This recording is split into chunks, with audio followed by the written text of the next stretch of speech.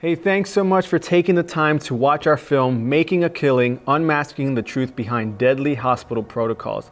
I'm Derek, the owner of Inspired Films and the director of this film. This is Patty. She is a producer, and her story about her husband, Tony, is the foundational story that drives this whole documentary. This is Dana. She's also in the film, taking a stand for her mom. But we just want to say how grateful we are that you are watching this and helping us spread awareness. The purpose of this film is not to only tell Tony's story, but we want to also spread awareness about what's really going on in the hospitals and just in healthcare overall. We want to be a voice to the voiceless and fight for those hundreds of thousands of people with similar stories who are not able to speak up on their own. We come from all walks of life and we all have different opinions, but we ask you to approach this film with an open mind. The fact is that a lot of people don't really know what's going on in the medical field. There's corruption, there are incentives, and there are agendas. The focus of healthcare has shifted from patient care to financial incentives. I hope that as you listen to our stories, you will be challenged and moved to join us in this fight, because it's not just our fight. There are so many who have been affected by horrible protocols and by the government getting in the way and making decisions about our healthcare. Patients should have a say in which doctors they want to work with, and they should be able to decide what type of treatment they want to use. There are many doctors who have taken a stand against all of this corruption and actually care about their patients, and that's the goal, to put care back in healthcare. Yeah, there's so much going on in our world right now, and this is a discussion that needs to be at the forefront of the conversation. Patty and Dana are just two stories among thousands, and they've made the brave move to take a stand.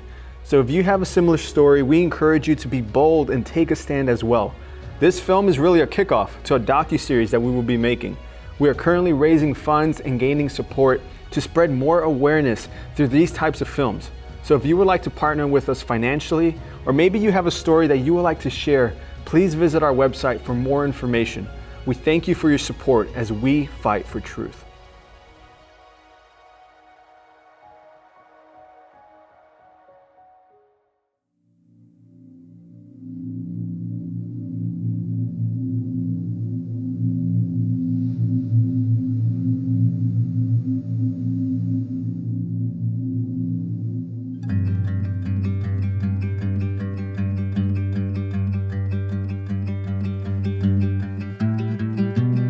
My name is Patty Myers, and I'm an assistant behavior analyst, and I have two nonprofits that I'm in charge of.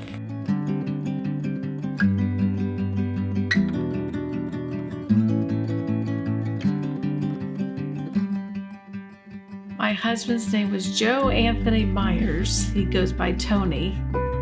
And he, for years, was a physical therapist assistant. But later, closer to when he was sick, he was helping me with our nonprofits and my mom, who had some stroke. So in my nonprofits, Building Pathways, he was the bus driver, the maintenance guy, the game player, the joker, a lot of support, listening to me. So we met at King College in Bristol, Tennessee. I grew up in Fort Lauderdale. He grew up in Marion, Virginia. So I was the city girl and he was the country boy. He was always funny, very personable, talked with everybody. His whole demeanor and personality just drew people in. He just was fun. We just had fun together. I remember literally where I was standing when I thought, he's the one. I remember where I was in my room. It was a summer time, so we were apart, and I remember thinking, oh dear, I think he's the one.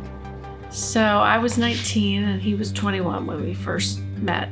So, and we dated 3 years, I guess it would be, till we got married. And he came to Fort Lauderdale, where I grew up, and asked my dad if he could marry me, and we went to the beach, and if that's a funny story. And so I didn't know he was doing that. I thought he would ask me at some point, but I didn't know it was then. And he said, let's look for shells. That was our first shell looking experience. And I'm like, I don't want to look for shells. I just want to hold your hand and cuddle and walk on the beach.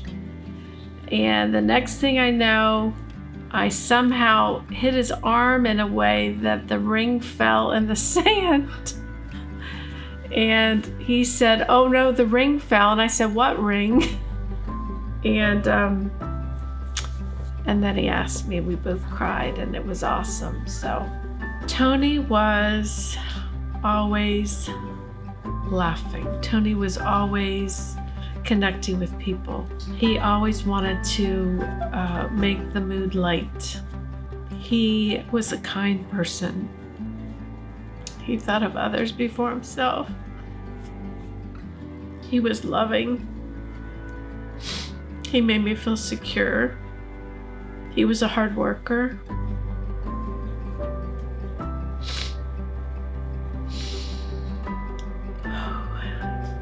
We were married 31, I call it plus years, and together about 34 years. Our dream for the future was to get a hut, because that's all we could afford probably, on St. Isabel Island. We love the beaches, so anything beachy, but that really was our dream, to figure out how to get over there at some point and just kind of live on the beach.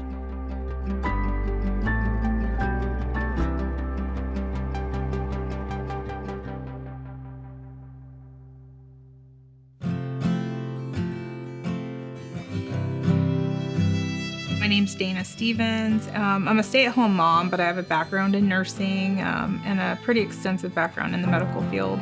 Originally from Florida, Fort Lauderdale area. When I think back about my mom, her name was Rebecca Stevens. She, most of her work life, she was bookkeeping. Her family owned like a construction business, like asphalt company, while she was growing up. She was a germaphobe, so cleaning, the smell of pine sol. She loved to cook. She would do, when you grow up with not a lot of money, good parents will kind of do things without money. Like I remember driving around Christmas, just look at lights and just little things like that. She was the most loyal person. She wasn't very social as far as like being a social butterfly and having lots of friends, but the few she did, she kept close. But she was just loyal to the end, and nobody messed with her kids or her grandkids. She was extremely courageous and brave and was never afraid to speak up for what was right, and that's kind of where I hope I get that from. She always put us first, and as far as she was never afraid to stand up for what she thought was right, and she never let anybody take advantage of us.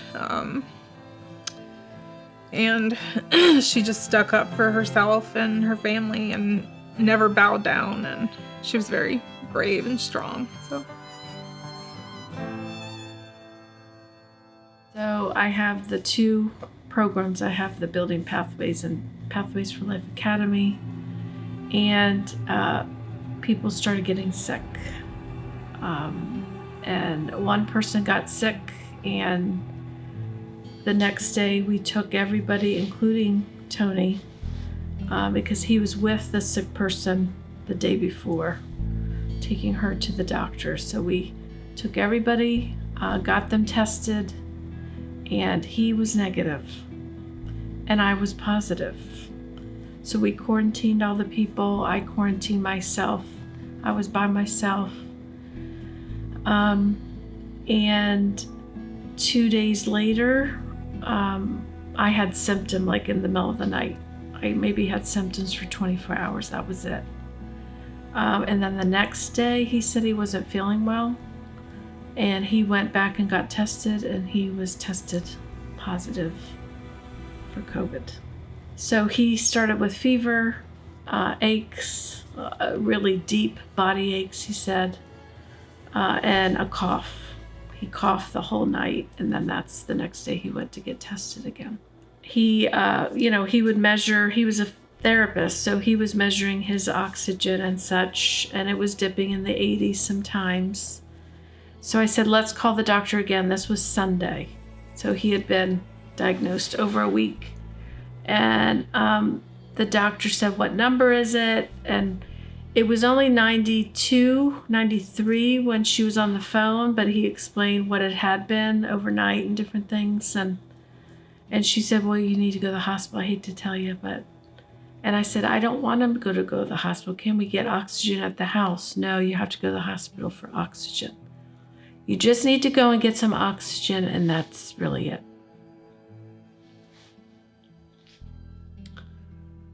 I took him to the hospital. I drove him. I consider it the death chamber, honestly.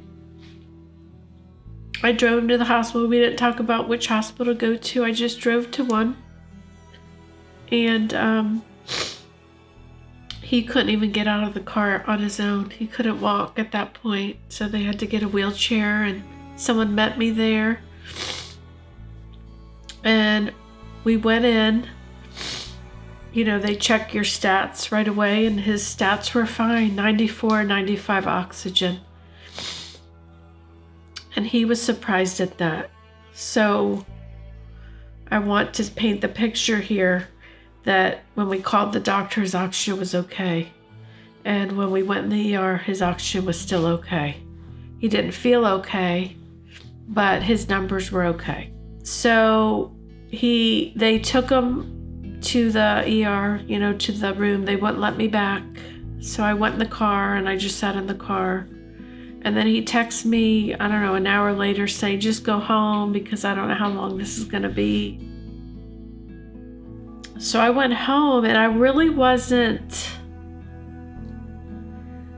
super worried. I mean, you don't want your husband going in the hospital. I knew he looked scared, but I felt like with the numbers and stuff, he was okay. He might just need a little oxygen, and that's it. She suffered from COPD for 15 years, so she had what we would have considered like symptoms of a COPD flare-up, shortness of breath, dizziness when she stood. So she used a 3-liter oxygen machine at home at night, only for her flare-ups. She wasn't like completely oxygen dependent. She would check her saturation. And it was getting into the low 90s, high 80s, and she would get extremely dizzy. So we knew she had to go. So that's kind of what led up to us, being concerned enough to bring her to the ER. So on September 27th, 2021, when I brought her in, I dropped her off at the door. They were, not letting anybody in at that point. They tested her, said she was COVID positive, and right away asked about her vaccination status. And then also right away, I had known some of the COVID hospital protocols. I have a friend who's a respiratory therapist, and they had warned me about remdesivir, and that a lot of people are seeing what is happening after patients are receiving the remdesivir. And then I researched it, and even the WHO, the World Health Organization, was saying that it wasn't beneficial. And I just did a lot of research about it and found out how toxic it was, and it had no value for hospitalized COVID patients at all. So I told her to refuse it right away. And I have all the text messages between her and I, and she sent me like a picture of the name, and she's like, is this it? My pulmonologist ordered it for me. I'm scared. And I said, just refuse it. So the next text I get from him is, I can't stay in this place. Why did you take me here? Never again. I haven't gotten an IV, I haven't gotten oxygen, nothing.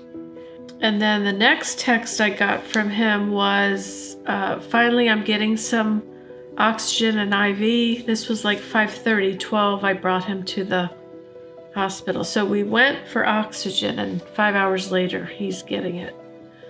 But the doctor said through a text that he sent to me that his oxygen levels are fine. He's trying to figure out a way to keep me overnight for observation.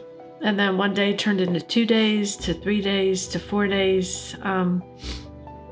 And then on the 5th day, he texted me. Now again, I'm not allowed in the hospital. I'm not allowed to see him.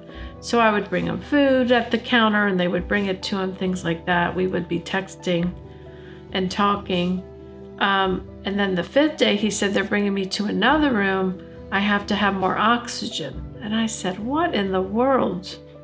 Why are you going worse, you know? He had told me on the next morning that he got also remdesivir the next morning at 5 a.m, the first day he was there, or the next morning, I guess it would have been. I didn't know what that was, okay. I just went to the hospital. I said, I'm done with this. I've been calling doctors and nurses asking for reports. I had not gotten any report in 5 days. So on that day that she was admitted, the 27th, same day they said she was COVID positive, when we asked about the remdesivir, they lied to her and said they don't prescribe that. So from the beginning, it was started with the manipulation and not being honest. And then it wasn't until they finally got her into a room where a lot of times when a patient is prescribed a medication, they give them a pamphlet on it with the name and all of that. And she sent me a picture, and obviously her and everybody else that has the same story, they don't give the informed consent. They don't tell you how dangerous it is, how toxic it is, that it causes multi-organ failure, kidney failure. So of course there was no informed consent, but luckily I had done the research, and so she kept refusing it. So because she refused their protocol, especially the ventilator, which kept coming up from the very beginning, and with the oxygen that they were giving her, I mean, her saturation was getting better, and they basically withheld all of her regular COPD protocol hospital thing, medications that they would usually give her. They were not giving her breathing treatments. They weren't giving her steroids. She used a 3-liter oxygen machine at home. They had her at 2-liter, and she was doing okay. I mean, she was uncomfortable, but it was kind of the same thing every day, as far as there was no doctor that would go into the room to assess her, to listen to her lungs. They would be outside of the window, wave to her. Nurses would not come when she would press the call light. And then when they would come in, they would belittle her.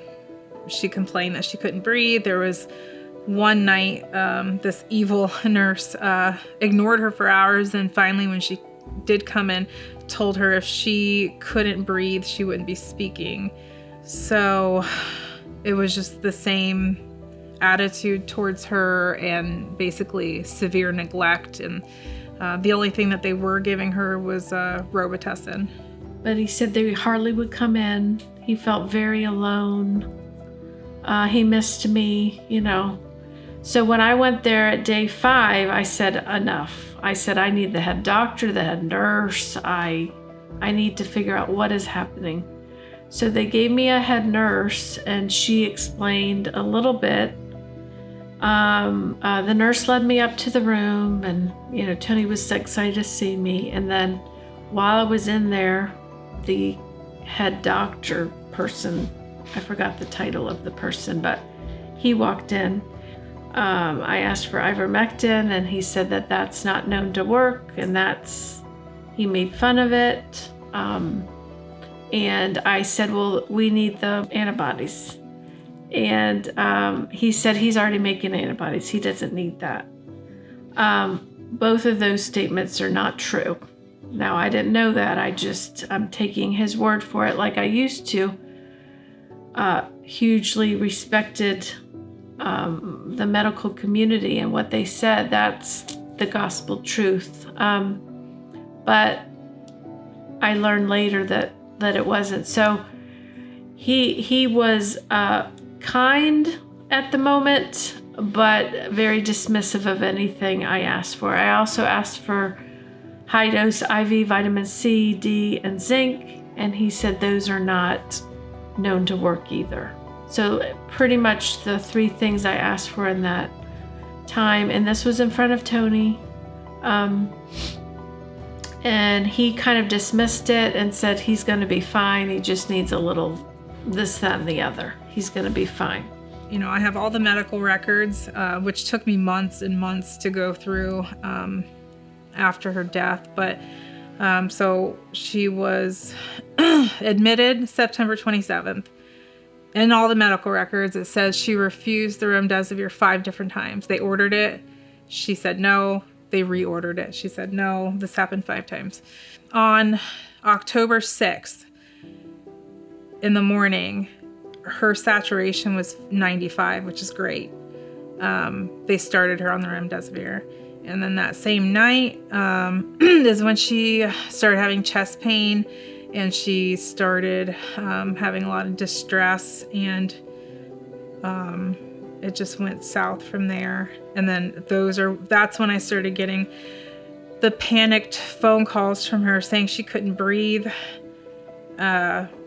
That's when they continued to leave her at 2 liters of oxygen after her and I begged for at least 3 liters. But they kept telling her that home health care ordered the 3 liter. And this has been a big topic of conversation with different nurses that I've talked to. Apparently, I mean, the oxygen is on the wall. All they would have had to do is turn it. I had a meeting with the lead nurse, but all of them had the same kind of mentality, and all of them almost had like I've said before in other interviews, like it's almost like they normalized the cruelty and the neglect to where, and then they used how contagious COVID was like a guise to continue to do what they were doing. I finally got a call from the pulmonologist, and he brought up the ventilator again, and of course I said no. And he said that they were going to move her to ICU, and basically was giving me kind of a grim, outlook for her. And then, that was one of the hardest things I've ever had to do, was tell her she was moving to ICU. And for her to tell me, I'm not coming home, am I? But, right when ICU is mentioned, palliative care and the hospice, that was relentlessly brought up. They started her on extremely strong sedatives, which I know now really suppress the respiratory system more. And when you have a respiratory virus, it doesn't make much sense. But I don't know if she wasn't really telling me how bad the abuse and neglect was those first 10 days, because that's how she was. She didn't want me to worry. So I didn't know what was going on. And then by the time I was actually able to get out of bed and go up there, the quarantine was like over, they said. So once she was in ICU, I was up there every day. I didn't want to leave her because I had known what was taking place. And they threatened me with security a few times because I didn't want to leave. I didn't trust them. There's many stories that I, would like to share about how they talked with me. So multiple times being asked, are you in the medical field? That's just to intimidate me. Well, it didn't work. It never worked. It just ticked me off, to be honest. I felt like the attitudes were very, they've already decided who's going to live and who's going to die. There was a nurse at one point that he had a shortness of breath episode, and he asked her, does that happen? Does that happen often? Kind of go backwards a little bit. But she said, I had a 32-year-old fit guy come in here on 2 liters of oxygen, and by the end of the night, he was in a body bag. Now, again, I have all the garb on, and Tony and I did what? And he's a funny guy, and he said, whoa, that was positive, or that was encouraging, I think is what he said. And she laughed, and she just went out of the room. That's an example of the crazy that went on. Here's a guy struggling to breathe. They see all the numbers. He's saying, hey, am I going to be okay? And she says, no, basically. He saw body bag after body bag pass his room. He texted me over and over, please tell them to close the blinds. He was told by many doctors he had infectious disease, lung specialist, intensivist, all of them. We have done the protocol. Week 1, 5 days in, that day that I went to see him, we've done the protocol. There's no more medicines we can give him. But most of the attitude was pompous, was rude. Even the people that did x-rays on him, they did a chest x-ray every single day. You put the board under your chest, and imagine any little movement gives you a whole much more shortness of breath. So he would say to them, please, can you go slower? We don't have time, And he would have to bump up his oxygen to 100% after those, x-rays and stuff like that. They stopped breathing treatments just randomly. And then I would call and say, why is the breathing treatment stopped? Well, didn't really have an answer. We'll start it again. What? I am not in the medical field. #. I am a wife that is trying to fight for her husband because I felt like they were like, and they said it, we've done the protocol, there's nothing more we can do. When I noticed her starting to get worse, her saturation dropping into the 60s and 70s, and they didn't know that I was FaceTiming her, and I was watching all of this going on, a nurse arguing with her, when my mother's saying she can't breathe.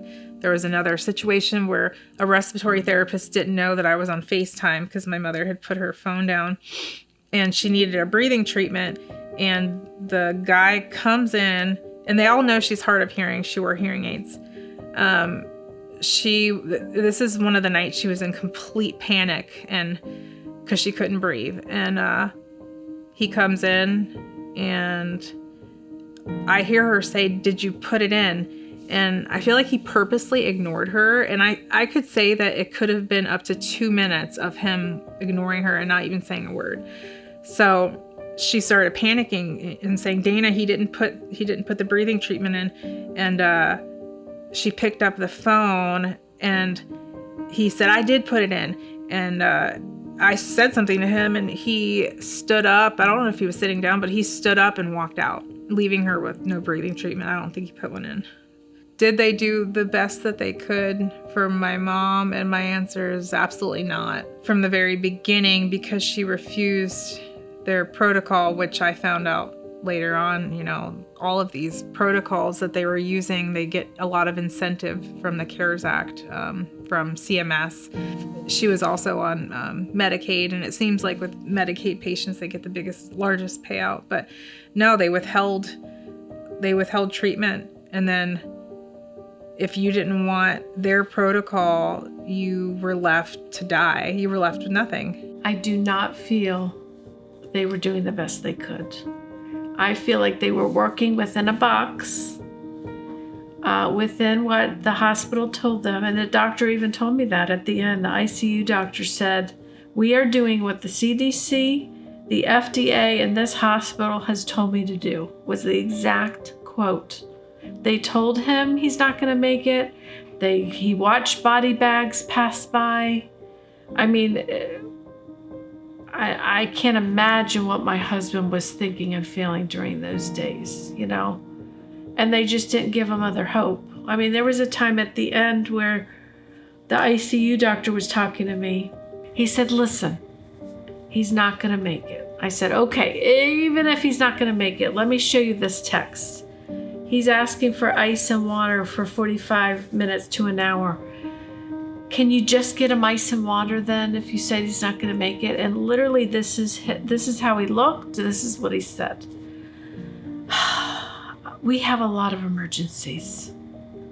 And I was like, I remember I don't know if my mouth dropped open, but I thought, you can't, like, why do we go to the hospital, honestly? If we can't get water, ice, and food, because that's what happened at the end. He wasn't getting any of that. I mean, that's scary to me, you know, just foundational care. You know, they billed over $500,000 and they can't find a person just to give ice and water and food to people. I mean, it's crazy. So I didn't have any confidence at all. I asked the nurse, I need the doctor to call me right away. It's very important. What do you need? And she did that. What do you need? And I said, well, it's fine. I just have her call me. Well, I need to tell her what it is. I said, well, I need ivermectin. And she sighed. And she's like, she's not going to do it. It's not, you know, they told me they didn't have it in the pharmacy. That was a lie. They told me it's not approved by the FDA. That's a lie. It's not approved for COVID, but it is approved.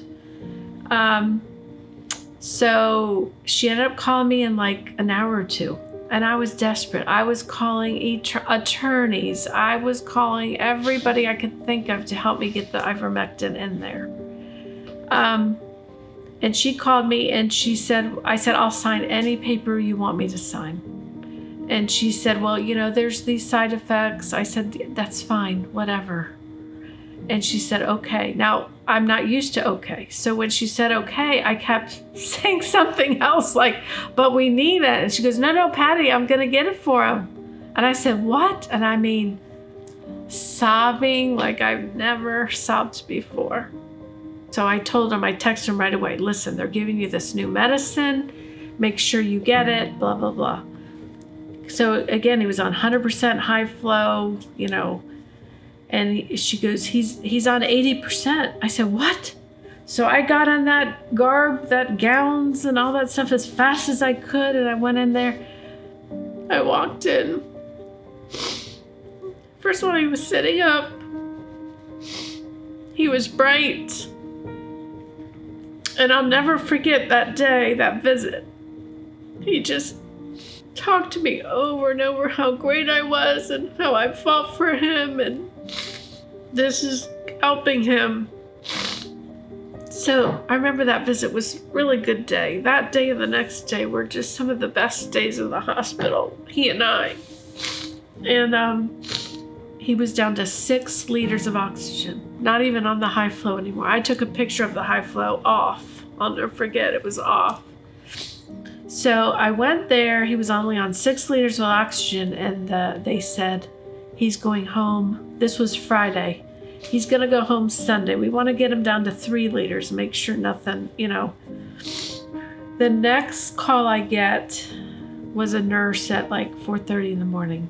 She is saying that she's very, very sorry. She's so sorry. And I said, what are you sorry about? And she said, I'm so sorry. I was at lunch and he was pushing the button and we weren't there, and he had to start screaming for people. And we got him stabilized. He almost was ventilated, and he's now moved to another room. He's in the ICU now. So I said, what happened from death's door to you're going home, and now we're back at death's door again, or whatever we are? I don't even know yet because I'm not there. So I got there. From that point on, his anxiety went to a heightened level. He was afraid that would happen again. They starved her of oxygen for 10 days, or a week to 10 days. and they caused her to have pneumonia. So they caused her to have pneumonia and then put her in ICU and then left her with no other options. I mean, they bullied us into hospice. They pushed her into it. They wouldn't release her to me. I called the cops. I talked to the sergeant, and he said that he couldn't go against an ICU doctor. Even with me telling him, I think that she's in danger, they wouldn't do anything. So by then, you know, a 59-year-old woman with 15 years of COPD, and going from being starved of oxygen to heated high flow oxygen, it's such a high percentage. It's known to blow holes in the lungs and to collapse your lungs. And they had her on so many sedatives and different things like that. So there was no way that I could have just picked her up and left with her. So I almost feel like they purposely put these patients in these situations to where they have no choice but to stay. The only ones allowed into the room were my sister and I. And I did talk the lead nurse or nursing supervisor into letting the kids say goodbye through the window. So before we entered ICU with the kids, we put all the PPE on, and there is at least 6 nurses just standing in the hallway. And this is supposed to be the thick of Delta, you know, and every room that I would pass by while my mom was in ICU, they were all empty. There were nurses standing around talking. There was no doctor there. There was nobody with hospice was there. It was just 2 RNs that, you know, were just working there for the day. So they asked if we were ready, and I was on one side of the bed holding my mother's hand. My sister was on the other side. And then the nurse comes in with 2 handfuls of vials. And once I realized what she was about to do, I kind of squeezed my mom's hand, and I regret this to this day that I did that, because she woke up. She was on a lot of medication, and she looked like she was just sleeping. And when I squeezed her hand, she came to and saw what was happening, and she started shaking her head no. And the nurse just started putting the vials, and there was at least, I don't even know, 10 vials. And after looking at medical records, and I now know what she was putting in. There was about 10 ml of Dilaudid. There was Halidol, morphine, Ativan, and I also looked up the dosing even for palliative or hospice care, and which is 0.5 to 1 ml of Dilaudid as needed. They gave her 10 ml within those few seconds. So after they did that, they took away her oxygen, and my sister and I had to watch her as she struggled to breathe.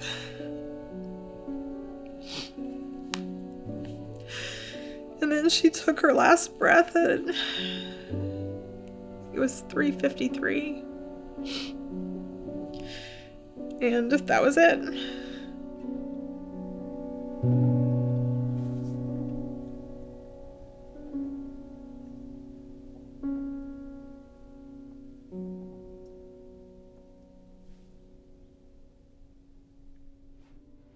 So Dr. Bowden, thank you so much for coming on and sharing what you know about what's going on in the healthcare system right now. I'm outpatient. I'm an ear, nose, and throat doctor, but I have sort of gradually become the next best thing in the hospital for a lot of people. So I've seen people come to my clinic with, my worst patient was somebody who came in with an oxygen saturation of 68%, and he wouldn't go to the hospital. And it's not something you would normally treat as an outpatient, but we managed to treat him as an outpatient. And he had a history of 2 heart attacks, throat cancer. He was not a healthy man. But the fact that he pulled through with outpatient treatment was very reaffirming about what I'm seeing, and how horrible the patients in the hospital are being treated. And I've also reviewed some charts and just seen some just horrifying things. I tried, early on, I didn't know about ivermectin or hydroxychloroquine. I tried breathing treatments. So I was able to do those in people's cars because of where my clinic is located. There's no parking garage. And then, it's just gradually, it's a blur but I was using monoclonal antibodies and then started using hydroxychloroquine, ivermectin. And I got to a point where, they rationed the monoclonal antibodies. The monoclonal antibodies worked great. I mean, it was just people turn around in a day. But the government was rationing them. Early on, we could get unlimited supply, and then the government took over distribution. And so I was really forced to use alternative means to help people. And that's where I really saw the power of, initially all I did was ivermectin and vitamins. And I basically followed the FLCCC's protocol with the vitamin D, the zinc. You're standing up for what's right, number one. And maybe I should have you share your data real quick of maybe how many patients you felt like you have helped. I counted a couple weeks ago, and it was 4,283 patients. And everybody that received early treatment is alive. I have lost a few people, but those are people that came in second or third week and were very sick. One thing I've started is I hired a woman who went through the same thing with one of her loved ones to become an advocate, so she can help patients, navigate the system. And sadly, that's where we are now, is that you need to have a consultant to make sure they don't kill you in the hospital. And I think a lot of people like yourself feel like, okay, what could we have done? What, why, but it's not you shouldn't have had to do anything. You should have just been able to trust your doctors. Don't put any of this blame on yourself or your husband, or, the blame should be to the doctors. And never thought I would be wanting to sue a bunch of doctors, but that's where I am now. I hope they have to answer for all this, because what they've done is just awful. And, it's all very protocol driven. And that's something that has changed over the last 20 years in medicine. When I got out of residency, they just started putting these protocols in place for treatment plans, so that, patient comes in with pneumonia. Well, these are steps that you have to take. And if you don't take them, then Medicare is not going to reimburse you. So it's all driven by Medicare. And, that's one of the reasons that when I opened my practice, I took time off for my kids, and then I opened my practice 3 years ago. And I'm like, I'm not going to be driven by Medicare. So I opted out of Medicare. But everything now, your reimbursement, you can get dinged financially if you don't follow these protocols. And I think that's part of the reason that the pandemic, the treatment and the handling of the pandemic has been such an epic disaster, is because it's so protocol driven. And when you're in something that you haven't encountered before, you've got to have flexibility, you've got to have some experimentation within reason. But you can't have that with the government telling everybody how everybody's going to be treated. Thank you, Senator Johnson, for coming on and sharing what you have heard about what's going on in the healthcare field. I appreciate your time today and sharing what you know and how you can help other people. Well, Patty, I'm glad to contribute to this effort. I think it's important. It's tragic how much information has been censored and suppressed, and how little the American public really knows about things like early treatment, vaccine injuries. I mean, the whole gamut of information that has been censored and suppressed. How many hundreds of thousands of people would be alive today had we just allowed doctors to practice medicine, to share their experience? I mean, that's what drove me nuts early in the pandemic. I was watching these doctors grappling with a whole new disease out of New York, working probably 18-hour shifts plus, coming off of those shifts and then speaking in the camera like this and conveying to their colleagues, this isn't what we normally see here with this, something else is going on here. and they were trying to communicate, and they started censoring that. The doctors would get mad if I asked more than 2 questions because they had to do their rounds. They had to get, going. There was no looking at Tony, one time I said, I really need this lung medication. Could we try that, please? And the intensivist guys, he's like, I don't even know what he's on. I was like, and you're doing the rounds? I was on a Zoom call last night with eminently qualified cardiac surgeon, and he was describing the phenomenon of what's happened over the decades here, where we used to have independent doctors, and then they would do rounds. They'd come into hospitals, but what's happened over time with the consolidation of the hospital industry, and there's very few independent doctors now, so they're all part of the monopoly. They're all part of these associations, and they're all practicing protocols, which in many cases, probably most cases, that's totally appropriate. But in the midst of a pandemic, when we're losing so many people, seems like you want to allow doctors to utilize their skill and practice medicine and try different things. Senator Hall, thank you so much for coming on and talking about this important topic about our healthcare system. Well, thank you, Patty, for having me on. I'd be glad to do that. My name is Bob Hall. I'm a Texas state senator, and it's not a political office to me. It's a service office. We moved into an era where it has been very obvious that that people have died, not because they had the COVID. They died because of hospital policies that refused to treat patients until they got very ill. And then when they did treat them, they treated them with the wrong thing and much too late, and then wondered why they died. And so I will tell you that most of the people out there that died over the last almost 3 years now, 2.5 years, did die unnecessarily. They died because of hospital policies that were set up to with a huge financial incentive coming from the federal government to pay hospitals to prolong the stay of a COVID patient in the hospital, offering them a huge bonus for those COVID patients.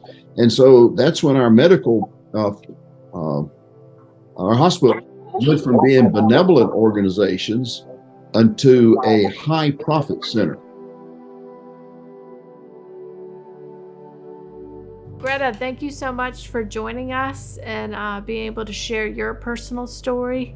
So tell us a little bit about yourself and the story, how you were in the hospital, not feeling so great. My name is Greta Crawford. I got sick along with the rest of my family, and everybody else was able to get better. I did not. I ended up having to go to the hospital because I was coughing up some blood. I had gone into my regular physician, and they gave me some really useless medications. And I ended up going home, and I was still coughing up some blood. But when my oxygen got down to about 66%, I could not breathe. And I was struggling really, really bad. And I told my husband, I'm going to die. And so he took me to the only place that we knew to get oxygen, because that's really all I needed was oxygen. And I went to the hospital. And when I went to the hospital, they immediately gave me oxygen. After a few minutes, I felt better, already. But the time that I was in there, I wasn't sure what was going on, because my husband wasn't allowed in, and I didn't have much oxygen to my brain. But once I got back into a holding room, they told me that I was going to be staying there. And I said, well, why? Because I have oxygen. I feel better. Can I just go home? I thought I'd get oxygen, maybe some blood thinners for the coughing. And they said, no, that I had to stay for 5 days. And when they were, getting me, I guess, ready to get some medication, they said I was going to have to take this remdesivir. And I'd never heard of it before. And I assumed it was a steroid. And I remember they had asked me several times, are you vaccinated? And he was getting ready to put an IV in, and he said, "Have you been vaccinated?" And I said, "No, I have not been vaccinated. I am not a guinea pig, not a lab rat. I don't believe in experimental drugs." I was very proud to say that. I had, said it before. I did not know at the time that he was injecting 2 experimental drugs into me, not just the remdesivir, but another one that I didn't even learn about until after I read my medical records. The one that actually is not supposed to be given when you have clotting problems. And of course, I was coughing up blood clots. So after that first dose, which was a double dose, which is something I still don't understand. How can you give a new drug to a new patient and give them double the normal dose on the first time? But at the time, I didn't know. I did experience shortly after that terrible side effects. I finally, the last day, they'd given me the last dose. So it was actually the following day. I had waited from 8 a.m. to about 7:30 p.m. And I had waited until I couldn't wait anymore. And I told him I was leaving. And my husband was there. And I told them I was leaving. I said, "I see a chair in the corner. It's on wheels. I'm going to get in that chair if you don't have my paperwork in 5 minutes, and my husband's going to wheel me out of here." And they laughed at me. And I told them, "Well, watch this." And I lifted up my shirt and I started ripping off everything. And they ran. And they came back within 5 minutes they were all gowned up, had all my paperwork, had a wheelchair, had oxygen, had everything in 5 minutes. And I had waited for 12 hours.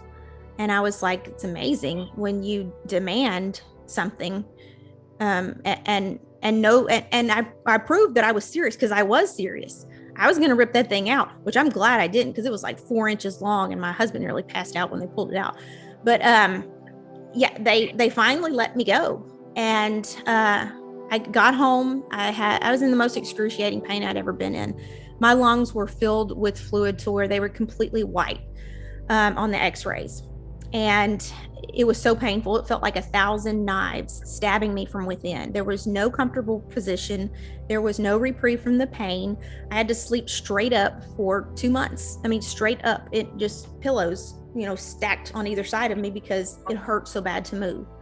I went days without sleeping.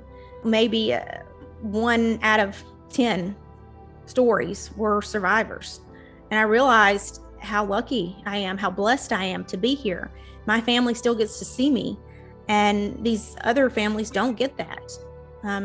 They were robbed, and I don't let that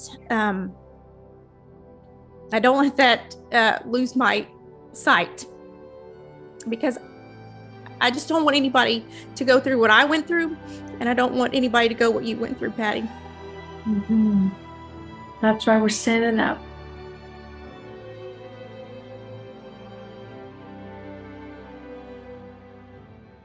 They broke him down.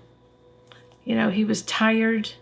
He was like 4 to 5 weeks of literally struggling for breath, other than a little ivermectin freedom moment.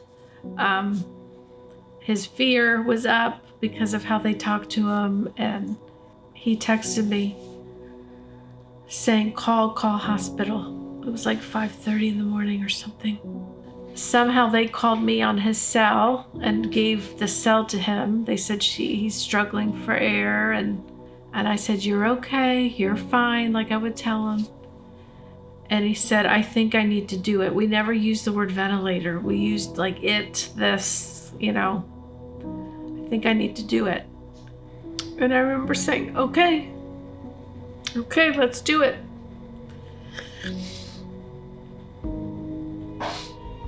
I really regret that. He told me he loved me. He told me he's going to take a break and he will see me again. He's going to talk to me later. So I rushed over there right away. His oxygen was in like the 70s. I heard people hold on for other people and all that kind of stuff. So I said what I need to say, and then I just said, it's okay to be with Jesus. And when I said the S, I saw the number 50, 40, 30, 10, 0, like as quick as that happened. And I said, I love you. And that was it.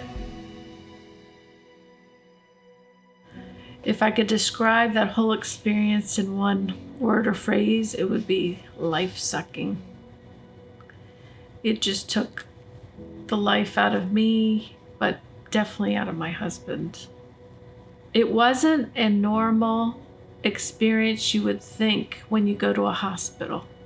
You go to a hospital, even if the outcome is death and they've tried their best, you know, you go there with someone's caring for you.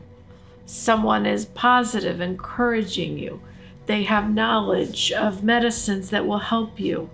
They take care of you. And I did not feel that way for the majority of the time that Tony was there.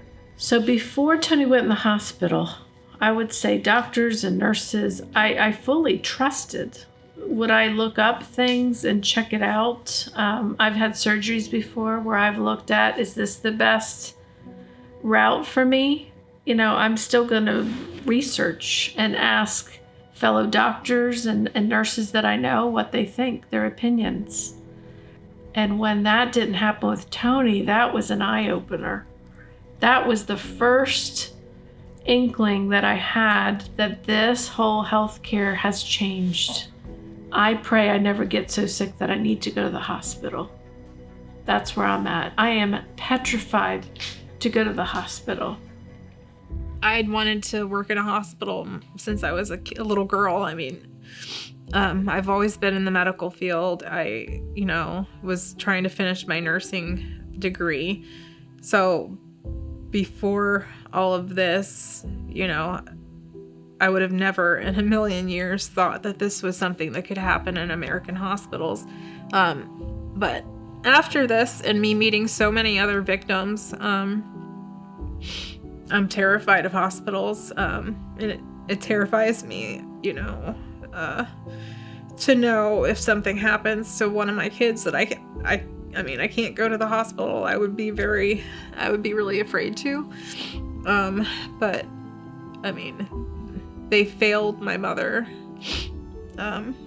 without a blink of an eye. It didn't affect any of them. They were all completely desensitized from what they were doing to people. And I think all of the nurses and physicians that knew what were going on once the rollout with these protocols happened, I mean, they left, and which is why they were so short-staffed, because there was too many that didn't want to be involved in criminal activity. I think that the government is obviously involved in healthcare at this point, and I think that stems from that's the bigger problem that all of this is stemming from. And when you have government involved in healthcare, it's almost like you're just a number at that point. And then I think it just changes the dynamic of patient care. There's so much we don't know, so much. Now, I would say as human beings, there's way more that we don't know than what we do. But in our hubris, when we starting to understand some concepts, then all of a sudden we start getting pretty arrogant about the fact that we apparently know everything. We don't. And I would just like the medical profession, I'd like society to have a far more open mind about a host of things, but nobody wants to ever admit they're wrong. They can't afford to be proven wrong. The body count is way too high, and they have the power to make sure it's difficult to prove them wrong. I think the most surprising thing is how many families found out and how many patients found out they lose all their freedom when they go in the hospital. They lost all their freedom. They couldn't leave. They couldn't be transferred. Their primary care doctor couldn't provide them the medications that the primary care doctor wanted. I mean, we're not talking about a third world country here. We're talking about America that has, that should have the freedom for patients to call the shots. The government had no business putting a financial incentive on health care. The hospitals are supposed to have as their number one goal is the treatment of the patients in the patient's best interest. Putting money in there as a financial incentive for whatever way it would be used takes away from that number one goal of in the patient's best interest. I think what the people can do is be more careful about their doctors that they pick. Interrogate them, talk to them, ask them. I would shy away from any doctor that give answers like those you've talked to. I would scratch them off my list and would not even consider going to see them. The other thing is that while you want to keep the politics out of it, unfortunately, the country we have grown into, politics is in everything. And what you see here in the hospitals is a result of the elected officials that you've put into office. And so one of the things is to do a better job of vetting those people that you vote for. Don't just ask somebody before you head to the poll, who should I vote for? Find out for yourself, do the research. And when you find something good, let other people know about it. When you find something bad, let other people know about it. This story is really not about COVID. I mean, I have to share the story of the journey, but this story is really about how governments and hospitals are making decisions and care for patients ahead of doctors. So they're making money decisions, what's best for them. There's incentive if you're Medicare, Medicaid, there's 20% bonus that the hospitals get. If they come in with COVID, they get a bonus. If they die of COVID, they get a bonus. There's money for the ventilator, over $38,000. This is all on CDC, open for the public to read themselves. I'm not making this up. So the incentive, if you think about it, is death. So all that they're scaring, their scare tactics and their bullying and their belittling, enough. I'm standing up and other people are going to stand up. I am not the only story. I really am hoping with sharing my story and other stories that we will be able to make a difference and a change. And because I think there's a lot of people that don't know about this stuff. I don't think they know what's really going on in the medical field right now. And there are a lot of doctors that are coming out of it and that are standing up about it, and nurses, and sharing what's going on. And they are treating patients. They are talking with patients. They are letting them decide together what is best for them. They're giving them information. No medicine, no treatment should just be the one size fits all for anybody. We're not even talking about COVID when it comes to going in a hospital and getting treatment and having a say in what that treatment is. So just like I did with Tony, so many things I asked for and the majority everything was said no to. I would like for us to get back to what we used to be, is communicating with one another and letting doctors be doctors and patients talk with their doctors and figuring out what is the best. Pandemic or not pandemic, it doesn't matter. I don't care if we all have colon cancer today. We all have the same cancer. Well, it should be treated differently based on your history that your doctor knows about you. But everybody's stuck to the if I heard that word protocol one more time, even Tony texted me that. I'm so sick and tired of the protocol. The protocol sucks. It wasn't working and it actually killed Tony. The protocol went against what it was supposed to be doing. I think protocols are supposed to be helping people if you go in a hospital, but not anymore. The protocol is about money. It's about what's best for them. And it should never, ever be about money, ever. If other people are, they have a family member in the hospital for any reason, and they're not understanding or they don't know what's happening, I mean, sometimes we have to get an advocate or even just another lay person to help us understand what's going on and to ask the questions that need to be asked. If you're not happy with the doctor being in a box, go find another person. There's plenty of other doctors standing up for patient rights. And if you go in the hospital, you do have patient rights. You're supposed to have patient rights. So I think I would like to challenge all nurses, doctors, or anybody that's working in the healthcare field is just simple care, right? Don't check boxes. And I did the blood pressure and I did this, that, and the other, but look at the patient, listen to them. We need to put the care back in health care. We don't have that anymore. I don't even think it's health. And I want to challenge those nurses today, those doctors today, to stand up, to fight for your patients, to fight for their rights, and not allow what happened to Tony happen to another patient.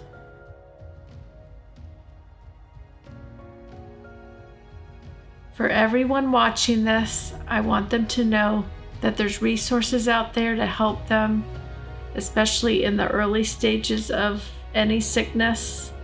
There's things that we can do to help ourselves before even going to a hospital. If there's anyone feeling hopeless, I want them to know that they're not alone. There are people willing to come alongside them, help them, and fight for them.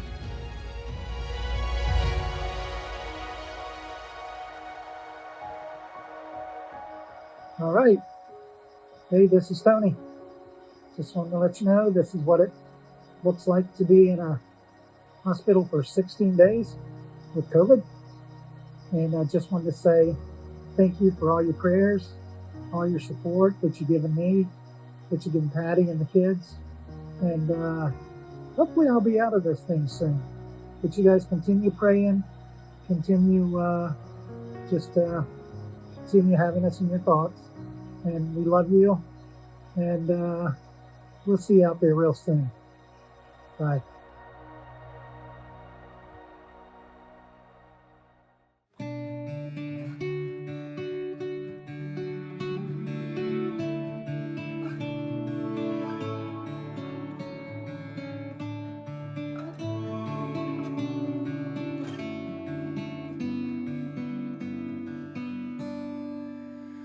I've got nothing left, and the moon's in dead, while the sun's sitting on its side. I'm not sure if time